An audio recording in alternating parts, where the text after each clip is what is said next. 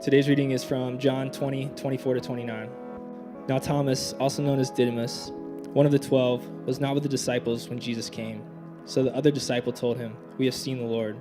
But he said to them, "Unless I see the nail marks in his hands and put my finger where the nails were and put my hand into his side, I will not believe." A week later, his disciples were in the house again, and Thomas was with them. Though the doors were locked, Jesus came and stood among them and said, "Peace be with you." Then he said to Thomas, "Put your finger here. See my hands. Reach out your hand and put it into my side. Stop doubting and believe." Thomas said to him, "My Lord and my God." Then Jesus told him, "Because you have seen me, you have believed. Blessed are those who have not seen me and yet have believed." This is the word of the Lord. Today, we are starting a teaching series that I'm just going to do for 3 weeks, today and 2 more weeks, that has been something that has become very important to me and something that's a significant issue in our church and our culture, talking about doubt, talking about issues and the reality of things that come alongside of doubt. We live in a unique culture where in a secular society, something has happened in the world that has never happened before, which is that we are part of a growing community of a growing environment in our country that is coming to a place of a lack of belief. You look throughout history and you realize that one of the norms throughout history has been that human beings have existed and responded to this deep belief that they were made in the image of a creator. And that in our world, the shaking that is happening in a secular society that is coming to the conclusion that faith is an illusion, that belief is a missed point of view, and it's awakening our attention to the questions that many of us are wrestling through, questions of doubt, of intellectual concern, and what do we do with it? And I want to tell you that this morning, I believe that actually the intellectual argument for Christianity is the most profound intellectual argument that exists in the life narrative. I believe that the rationale for a belief in a creator and the belief that that creator was an intentional creator and a belief that that intentional creator is found only true and trustworthy within the person of Jesus is one of the deepest and most truest arguments we can hold to. I believe that the Jesus story, the Jesus narrative, and the church community holds a truth and historical perspective that no other religion can lay claims to. I believe all of those things. But I'm not this morning going to try to take time to try to answer all of the intellectual questions and frameworks that we carry, nor do I think it would actually be all that helpful. The truth is that many of us are wrestling through issues of doubt that a sermon can't fix. And to pretend this morning that I could stand on a stage and present the perfect argument that illuminates and takes and suffocates all doubt from the presence of a room is just not realistic. Not only is it not realistic, but those kind of ideas that are dangerous. That you and I have to recognize that faith is a slow walk. I love the way Eugene Peterson puts it, right? That following Jesus is just a long obedience in the same direction. And issues like faith and doubt are things that require time, that are things that require care, or that things that require presence.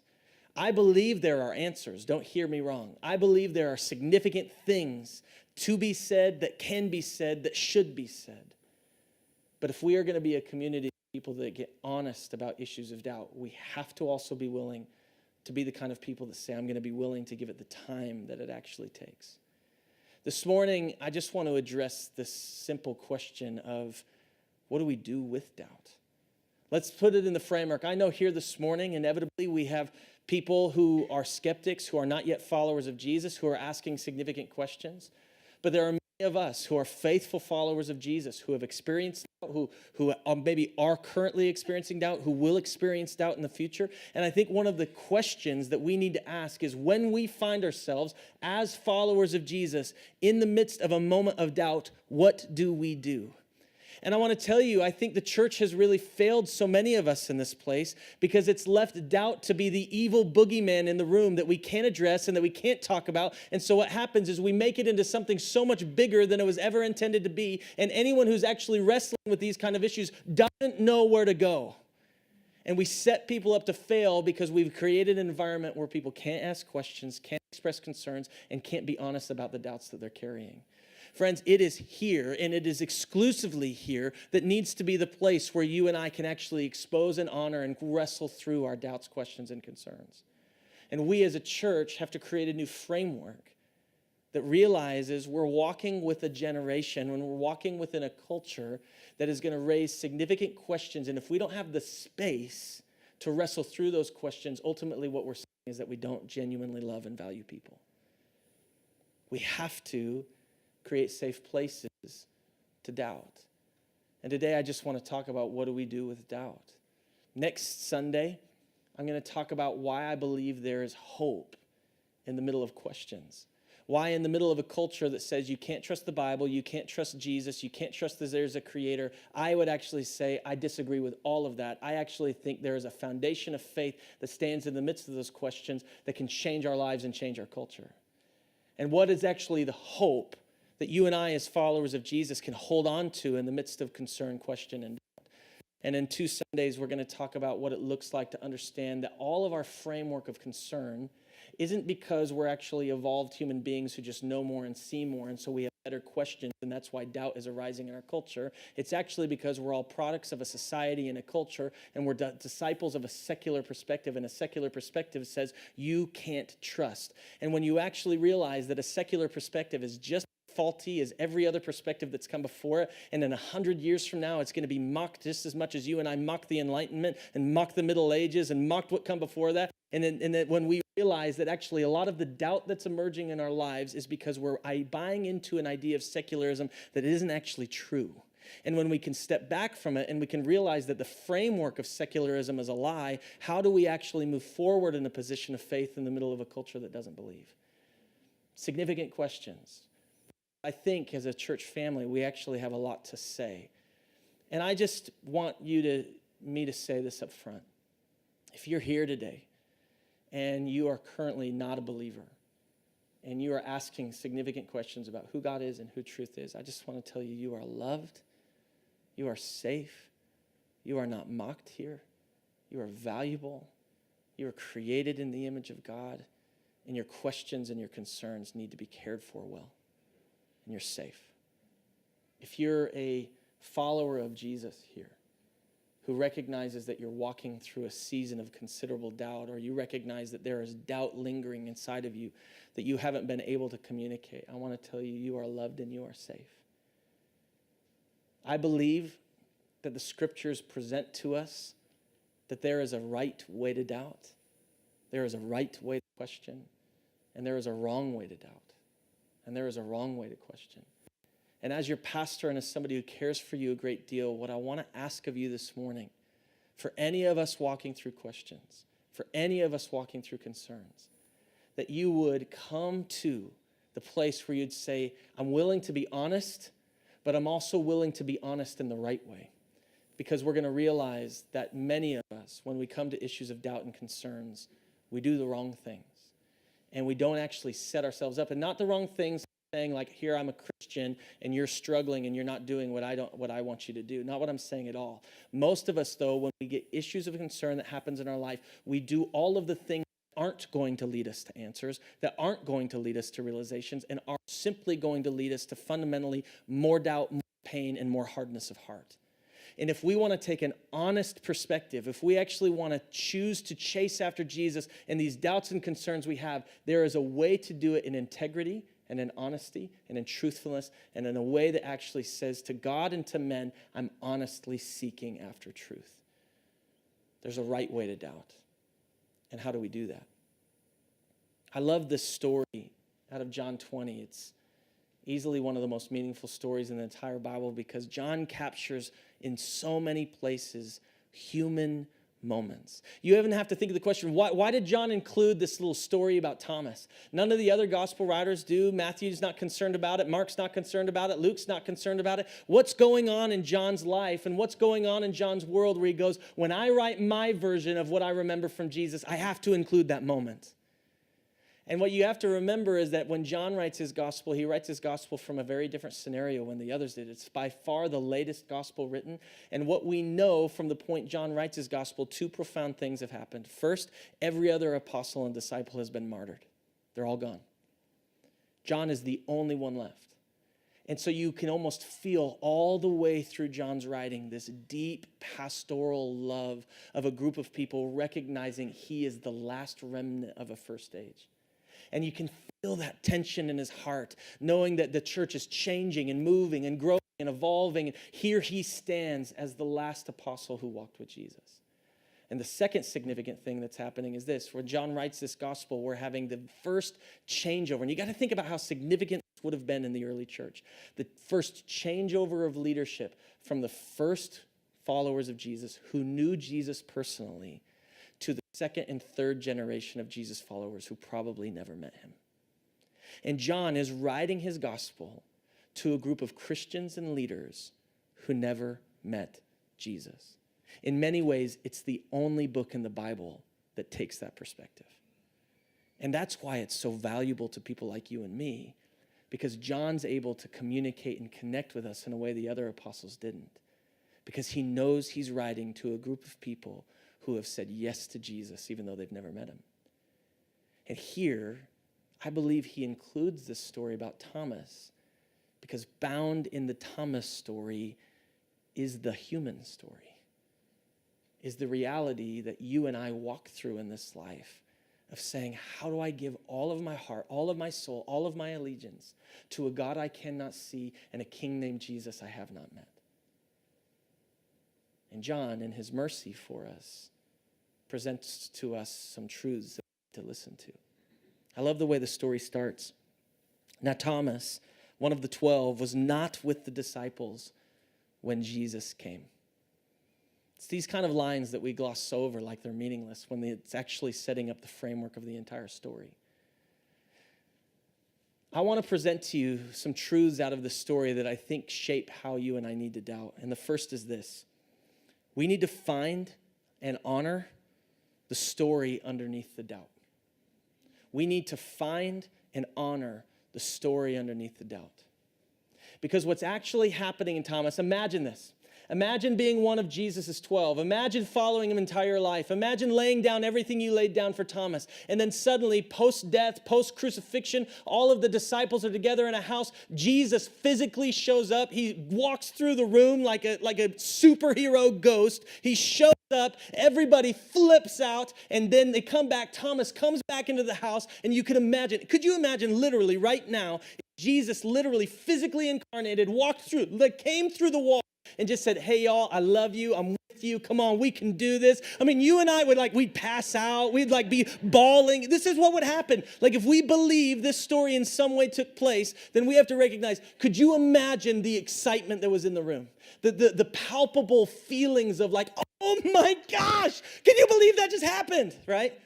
I don't know if you've ever read C.S. Lewis's The Great Divorce. I love that book. It's a really, for anyone who's wrestling through issues of heaven and hell, I encourage you. What a great book to read. One of the things I love that C.S. Lewis picks out is how the substance of heaven is so much denser and so much truer and realer than the reality of this life or anything in the afterlife that's not him, that you can this picture of Jesus walking through walls is just because he's so much truer and denser than our reality. He loved the way he captures this imaginative picture of the truth of Jesus. But you could imagine, right? And then Thomas comes in, and he wasn't there. And how he felt. Wait, what? Jesus came when I wasn't here? Jesus came and talked to you, but he didn't come and talk to me? What? You begin to realize that the story for Thomas, it's not about doubt. It's about hurt. How dare you, Jesus? No, you don't know what I've given up for you. You come when I'm gone, You show up when I'm not around? I can't do this. I can't do this. I'm not in. And we realize that underneath the story of Thomas, as much as Thomas is wrestling through issues of doubt, his doubt has another story, and it's a story called hurt. It's a story called, if God was real, he wouldn't have done it like this. And so many of us, when we're actually walking through issues of doubt, we're not actually walking through issues of doubt. We're actually walking through issues of deep, deep pain. And I'm not here mocking that we don't have real intellectual questions. Yes, we do have real intellectual questions. But the vast majority I meet with that are actually struggling through issues of doubt, when I begin to navigate the story with them, you want to know where it boils down to? It boils down to deep pain. It goes down to people saying, God, if you were real, you wouldn't have given my aunt cancer. God, if you were real, you would have met me in that moment. You wouldn't have allowed me to grow up in an abusive childhood. God, if you're real, you wouldn't actually create a universe where heaven and hell and things like that exist. God, what we're actually wrestling with deep inside of our bones is a significant feeling, God, you're not faithful. You didn't prove yourself and show up when I said you needed to, and because you didn't do that, I'm hurt, and I don't know how to follow you and believe in you right now. The reality of doubt and struggle and suffering leads us to these places where you and I are actually asking deep questions of is, God, how can I trust you? How can I trust you when your character doesn't feel trustworthy? And for so many people, what's actually happening is they're wounded. They're hurt. I get to spend a lot of time with a lot of people who don't believe in Jesus. I spend a lot of time with a lot of people who grew up in the Jesus story, are wrestling through issues of faith. They don't know where they fit and where they belong. And the truth is, once we get past all the questions, I almost always hear the one exact same thing. I just wish he would show himself to me. I just wish he would show himself to me. And isn't it Thomas? I just wish he would show himself to me. And there's a perspective there of feeling so let down by Jesus that people go, I don't know how to believe right now. I don't know how to do this. At their core, I believe 99.99% of human beings, agnostic, atheist, no matter their faith system or their environment they grow up, have a deep belief that there's something bigger than themselves. I mean, you've heard things like this. There's so many statistics on this. It's hard to actually find one that all scientists agree is accurate. I found statistics that are 1 in 10 to the 40 to 1 in 10 to 40,000 and everything there in between. And the research that I came up with, what I found seemed to be the most believed in number in the scientific community is that if you try to statistically ask the question, what is the possibility of life without a creator? This is what we get, 1 in 10 to the 390th power, which if you want to know what it looks like that. I think most human beings look at that and go, I know there's something bigger. We may cloak it in agnosticism. We may cloak it in atheism. We may cloak it in significant intellectual questions. But the truth is, most of us know we just don't know how to believe. And see, what we need to receive in this is that when people are actually walking through places of doubt, they need to be loved, not rejected. Shame on us. Shame on the church. That when people come to places of concern and doubt, we cast them off. We tell them, you just got to pray harder. We tell them cheap answers with cheap convictions, and we don't actually love people faithfully. See, when we understand that every issue of doubt is actually connected to some issue of pain, what we realize is that we need to love people.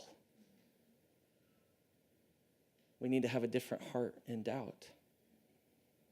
But I also love the next part of the story, which is that we see that Thomas stayed in the house.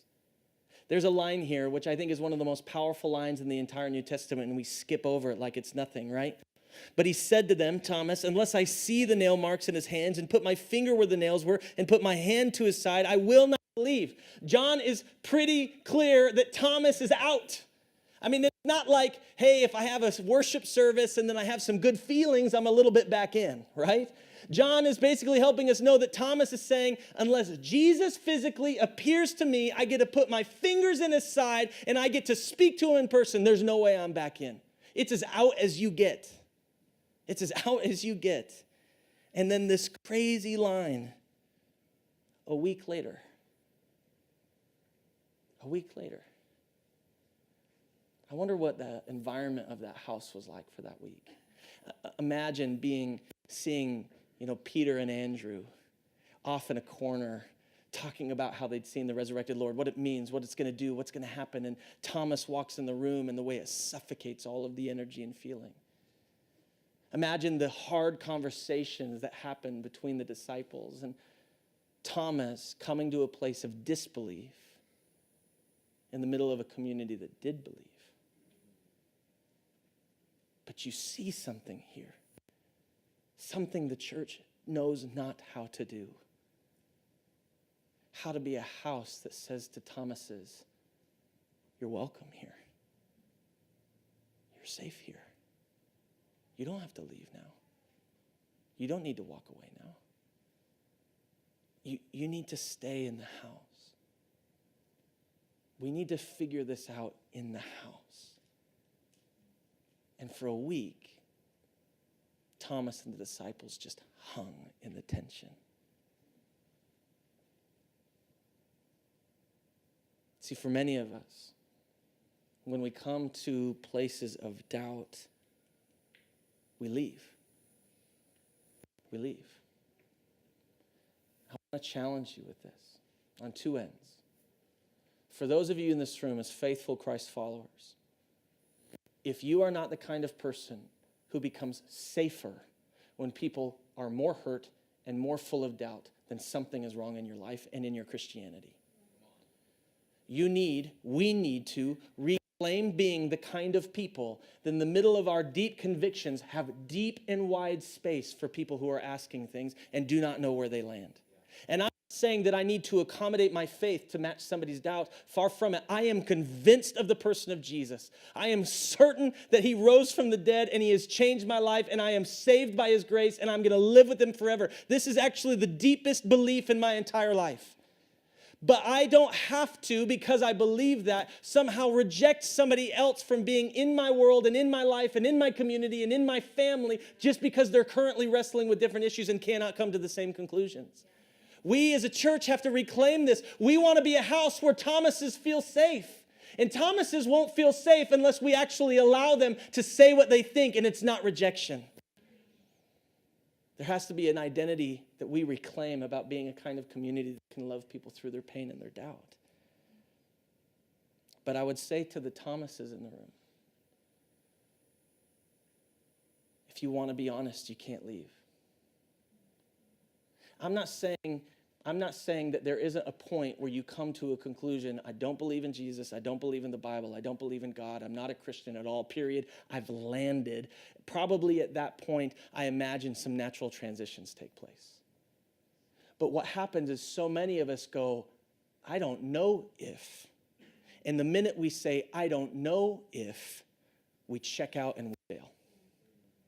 And let me tell you the problem with that. It's not actually allowing yourself to wrestle through these kinds of questions honestly. Because if you remove yourself from the place where Jesus says that he is, and you remove yourself from the place where Jesus says he's going to reveal himself, guess what? You're probably not going to find yourself around Jesus when he starts to reveal himself and when he starts to speak to you. I mean, I know this is a dumb analogy, but imagine coming to me and being like, Phil, I really don't believe that your incredible Italian meatballs that are the greatest meatballs in the entire world, that you actually make them yourself. Because they're the greatest meatballs in the world. I don't believe you. Okay, come over to my house and make them with me. Nope. Okay, then I don't know how to help you know that they're the greatest meatballs and I actually do make them. It's a stupid analogy. They're incredible meatballs. But you get the subtlety of my point. Jesus says, when we gather, he is with us. Jesus says, remember, I love Matthew 28, Jesus ascending into heaven. People see him and it says some worship and some doubted. Guys, doubt is a normal part of existence. But Jesus didn't go, okay, believers on the right, I've got a mission for you. Doubters on the left, we need to have a conversation about a place that's really warm. It's not what he did. You want to know what he did? In the middle of the doubters and the worshipers, he said, come with me. Come with me, and I'll show myself to you. Come with me, come with me, come with me. We have to be the kind of people that when we find ourselves in Thomas moments, in Thomas questions, in Thomas concerns, we have to be the kind of people that are willing to stay in the house and ask the question, Jesus, if you are who you say that you are, then I need you to show yourself to me. That's a fair question.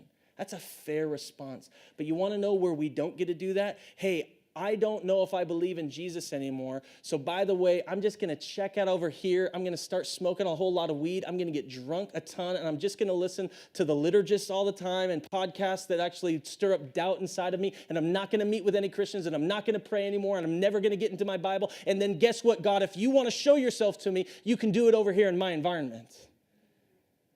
It's not fair. It's not fair.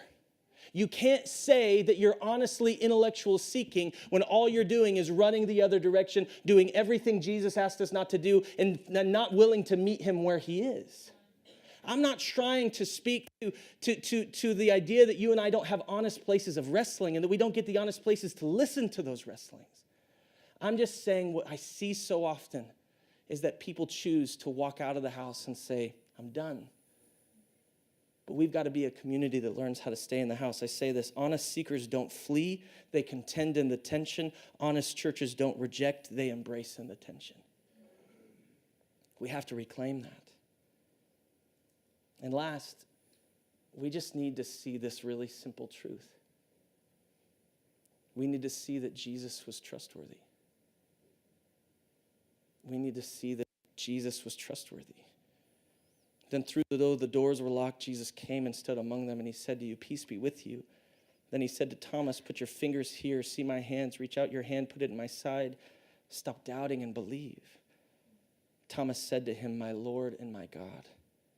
Then Jesus told him, because you have seen me, you have believed. Blessed are those who have not seen me and have yet believed. Let me tell you my greatest sin in my entire life. I know it. I know it and I feel it. It's that I don't actually know how to trust Jesus with people who are hurting and doubting.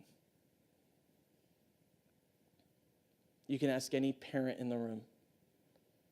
The greatest fear of my life is that one of my children would grow up to not love God. And when you feel those kind of fears for people you love, people you would lay down your life for, it causes this reaction inside of you where what you want to do is you want to take over, you want to take control, and you want to make sure things work out the right way. The problem is it doesn't work like that. We actually don't have that kind of authority in anyone's life, and when we try to, it ends up just causing more problems. You see, fear controls, but love trusts. And if we're walking with somebody who's walking in considerable places of doubt, if you are walking through considerable places of doubt, you need to hear this. Love brings freedom. Fear brings control. And when we try to twist and manipulate and coerce and force, all you're going to do is cause people to run the other direction. It's not Jesus' answer, and it's never going to be our answer. And what we have to come to peace with is that we have to be the kind of community that trusts when people are asking real questions, Jesus knows how to show up. He knows how to come to people and say, here are my hands. Here are my feet. I love you. He did it in my life. So I have to trust that he's going to do it in other people's lives. But you want to know what? I hate that week. Because very rarely is it just a week. Those months, those years, those 30 years of sitting with people in the tension of belief and disbelief, everything inside of me wants to figure out how I can fix this and how I can change the issue and how I can make it go away as fast as possible. And I know what that is. Fear that gives birth to control because I don't trust Jesus. But I have to come back to the honest place in the middle of all of these things and say, I believe in the Jesus who finds Thomas's. And he says, here are my hands. And here are my feet. So come follow me. And I believe that for us. We have to trust Jesus. We have to trust Jesus. Lenz, if you want to come up, we're going to close in just a song of response. Here's a few quick thoughts to close our time together. One, we must stop being intimidated by doubt. It's a normal part of every believer's experience. Hey, let's take the boogeyman out of the room. Everybody wrestles through questions they don't have answers to. I believe there's enough we can be certain about that we can hold on to and in mystery have the gray lines of the things we're not certain about. I believe that. That's what we're going to talk about next week. But we just need to take the air out of the room of doubt that wants to make it bigger than it needs to be. You have freedom. Doubt is a normal part of every believer's life, and you do not be afraid of it. Look at our own story of doubters like Abraham, Gideon, David, Thomas, and Paul. All of these people were places of disbelief, and God met them anyways. If you're walking through doubt, you don't need to be afraid. Second, doubt isn't the death of faith. It's the expression of faith wanting to go places it hasn't been allowed to go before.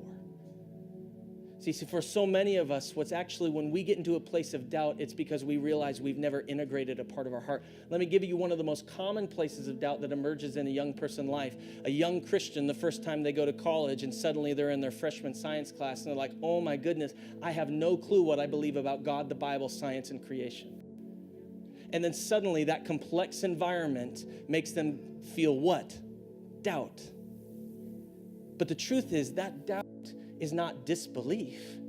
That doubt is a deep longing in their spirit to go, we need to integrate this because right now we're hiding from each other. The part of me that reads my science books and the part of me that loves and believes in Jesus, they're kind of hiding from each other, and we need to figure out how they integrate with each other. Doubt is just a place inside of you that's longing to find its voice. I love this quote. Even though I find myself times at deep odds with where this person has landed, I love this quote by Rob Bell. Take faith, for example. For many people in our world, the opposite of faith is doubt. The goal then, within its understanding, is to eliminate doubt. But faith and doubt aren't opposites. Doubt is often the sign that your faith has a pulse, that it's alive and well and exploring and searching. Faith and doubt aren't opposites. They, as it turns out, are excellent dance partners. Friends, if you're walking through doubt this morning, it isn't because you have a lack of faith or an absence of belief. It's because there's something inside of you longing for a deeper conviction and it needs to find its way. Third is this. But doubt doesn't deserve our allegiance or celebration. We cannot overvalue doubt because we live in a culture that denounces certainty. Nothing makes me angrier than reading Christian blogs on Tuesday morning. And the way the voices, the hip voices of young Christianity have this way of celebrating doubt like it's the most honest expression of love that you can find. Bull. No, it isn't. You want to know the things I celebrate? I celebrate sacrifice. You want to know the things I celebrate? I celebrate obedience. You want to know the things I celebrate? Loyalty. You want to know the things that are worth celebrating? We've glamorized doubt to be an expression of a value that it's not actually a value. It's a reality. We don't need to shame anyone for it. We don't need to mock anyone for it. But it's not the badge of honor that says you're a more faithful Christian than other people. We have to come back to a place where we just recognize doubt isn't nearly as scary as we've made it, but it's also not nearly as honorable as we've made it. And we have to recognize the reality between those two things. And last is this. The pursuit and remedy of doubt is activity with Jesus. To find him is to do life with him. This is just an honest thing that I've discovered. Almost no one I know who has found themselves in significant places of disbelief are praying, are reading their Bible, are living on mission, and are chasing after Jesus. Because you want to know what happens when you're daily in the scriptures and you're daily living on mission? You start to see him and find him and work with him. Your prayers get answered. You want to know when my life and my faith is the most robust? When I'm on my face every morning in front of Jesus, because then I can go, man, God answered that prayer, that prayer, that prayer, that prayer. And I'm not joking. There is a substance of life when you're daily on mission with Jesus that reminds you, holy cow, he's real and he's moving. But then you hide away for a long time. You hide away for a long time. And you start to miss that part of him. To find Jesus is to do life with him. I want to remind you, I already said this, the challenge of Jesus to worshipers and to doubters was come live on mission with me. Because it's where Jesus said you would find him. So I would say to anyone who's walking through doubt, who's walking through concern, if you want to know if Jesus is real or not, then you have to find him where he told you you would find him, on mission with him. And I know that's a scary place to go, but it's where Jesus said he is. And if you want to find him, it's where you're going to find him. So much more I could say. I could teach for 3 more hours, and then you would all leave my church, and I would feel very bad about myself. So I'm not going to do that. I love you a great deal. We need to be a community that allows our wrestlings to have a voice and to not be rejected and condemned for it. And we also need to be faithful. People recognize there's a faithful way to doubt. So for those of us wrestling through questions, may you wrestle faithfully. Come on, will you stand with me? Lindsay's just going to lead us in a simple response, and then we're going to close our service by laying hands and praying over Davis.